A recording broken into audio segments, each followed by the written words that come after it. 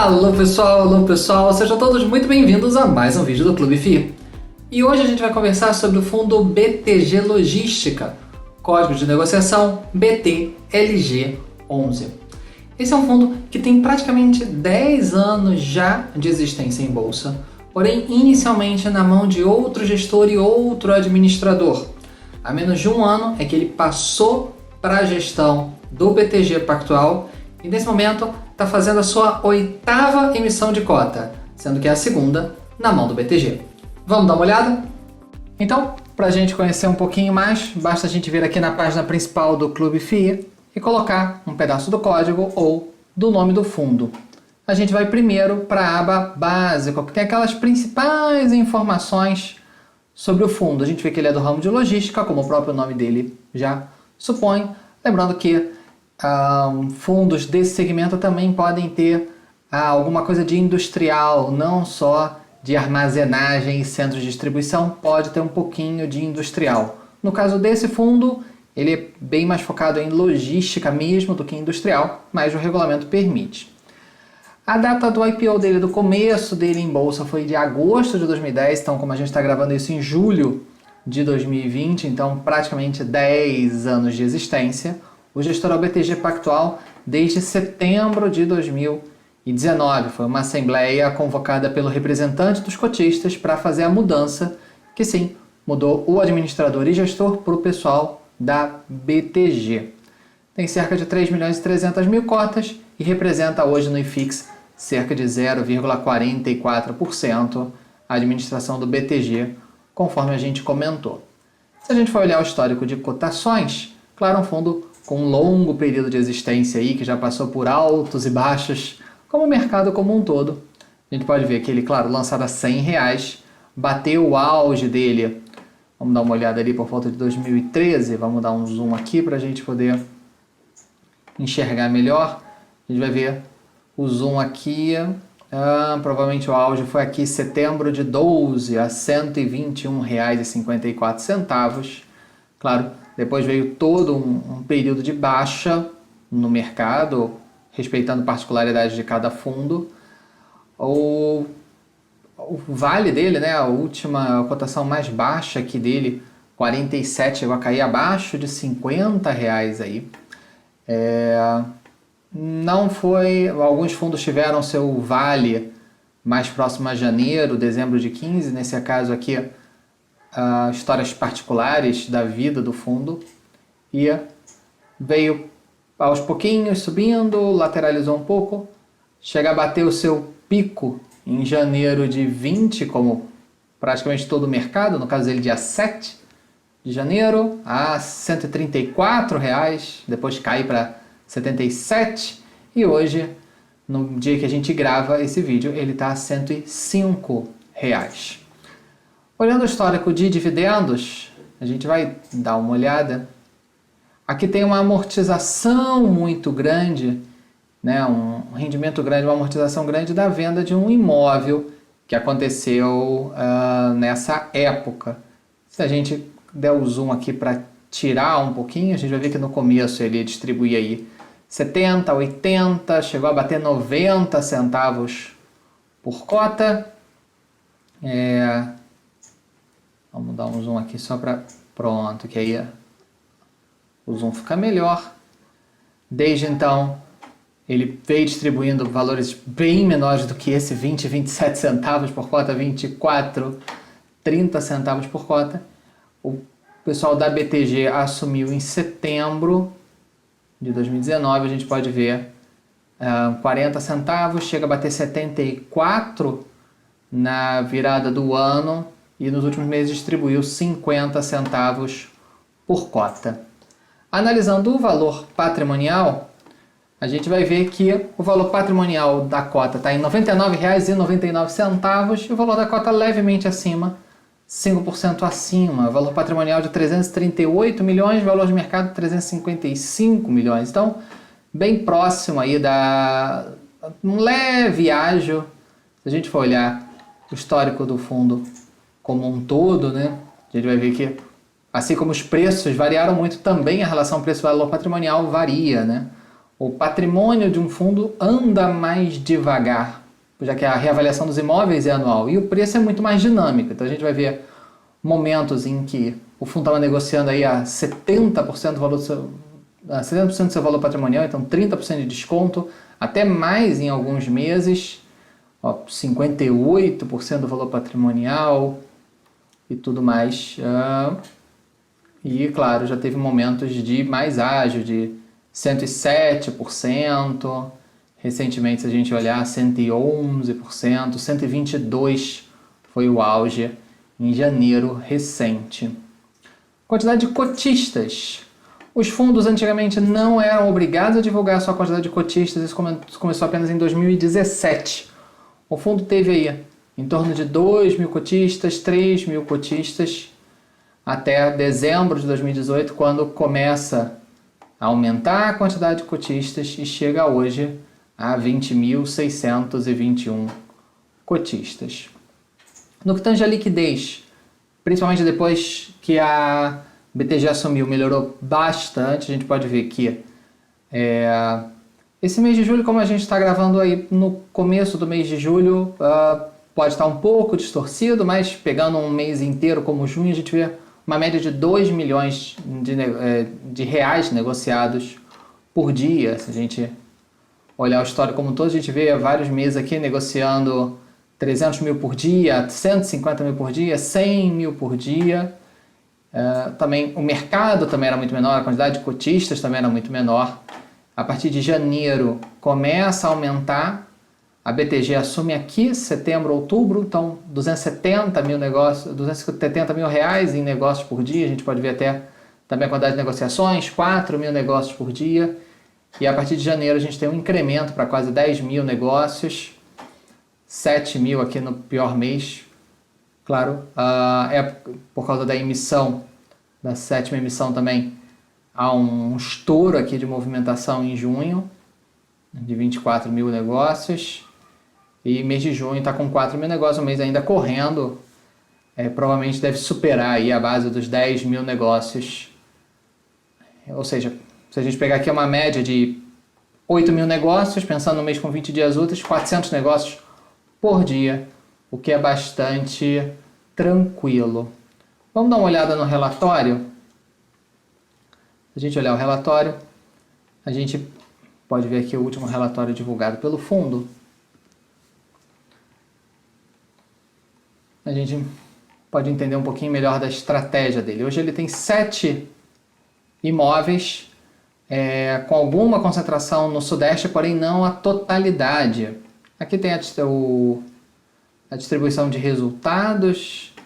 A gente aqui sempre pode ver o resultado do fundo a cada mês e o quanto ele está distribuindo. Isso aqui às vezes pode ser legal para a gente acompanhar algum fundo que pode ter algum resultado acumulado ao longo do semestre. Aqui, olhando rapidamente, não tem nenhum grande resultado acumulado, mas é sempre bom acompanhar. Como os contratos são atípicos na grande maioria do fundo, a tendência é não ter muito resultado acumulado, porque o que bate distribui e ponto final. Aqui a gente vê a diversificação de inquilinos, né? Os 7 inquilinos do fundo são 7 imóveis, cada inquilino, um imóvel, cada imóvel, um inquilino. O principal, né, a BRF, com 35% da renda, depois a Fenza, que é uma engarrafadora autorizada pela Coca-Cola, depois a Cerati, a Magna, aí também menorzinha, Supermarket com 7% e o Supermercado Cor com apenas 2%.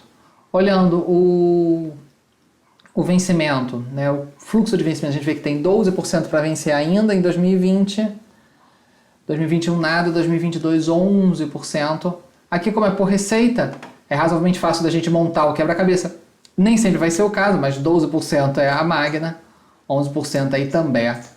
E depois tudo para 2024 ou mais. E aqui as revisionais, sem contratos atípicos, podem ter revisional, sim. Não é comum, mas podem ter, sim. Ou pelo menos parte do contrato ter revisional e parte não. Aqui mostra os meses de reajuste e a distribuição geográfica, 55% em São Paulo, somado com Rio 63% e 35% no Ceará e uma pequena parte em Santa Catarina.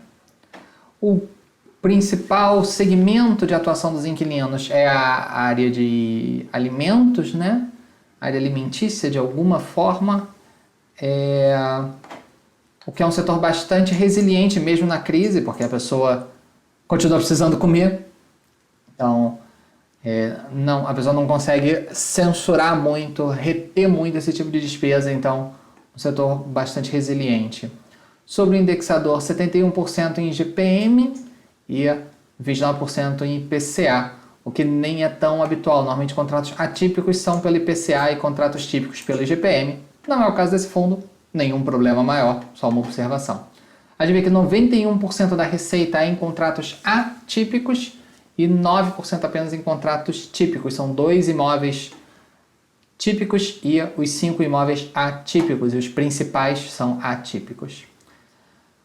Aqui está o perfil do ativo. A gente tem ativo sim, 25% que é um imóvel mais industrial, 37% logística e 35% que são imóveis com um grande investimento em refrigeração. É importante salientar isso porque normalmente é mais difícil de um inquilino que tem um imóvel refrigerado sair, porque ele precisa de especificações muito detalhadas, que não é tão fácil de conseguir um outro imóvel com o mesmo encaixe, com a mesma especificação necessária. Aqui tem a descrição dos imóveis. Então a gente tem o imóvel da BRF, que é o único no Ceará, contrato atípico, como foi mencionado. A Fenza, que foi um imóvel que sofreu uma reforma bastante profunda para que a Fenza pudesse entrar, demolição de parte do imóvel, né, do galpão, para poder permitir a melhor circulação de caminhões e tudo mais. O imóvel Cerati é localizado em Vinhedo, assim como Magna. Na verdade é um condomínio logístico com 2 galpões. O fundo é dono da totalidade do condomínio. Um galpão alugado para Cerati, outro para Magna. Os 2 imóveis típicos são os menorzinhos em receita, que é o Supermarket na cidade do Rio de Janeiro, e o Cor, que é o supermercado Cor em Navegantes, Santa Catarina. E também tem como atípico o imóvel Itambé. Lembrando que esses imóveis principais foram adquiridos como BRF, foram adquiridos depois da entrada da BTG. Então, considerando até o valor que eles pretendem captar nessa 8ª emissão de cotas, se tudo correr bem, conseguir captar o volume esperado, conseguir fazer as alocações que estão no pipeline, esse portfólio mais antigo, ainda da época da gestora anterior, vai equivaler a apenas 25% do patrimônio total, da receita total do fundo. Então, 75% será um patrimônio novo.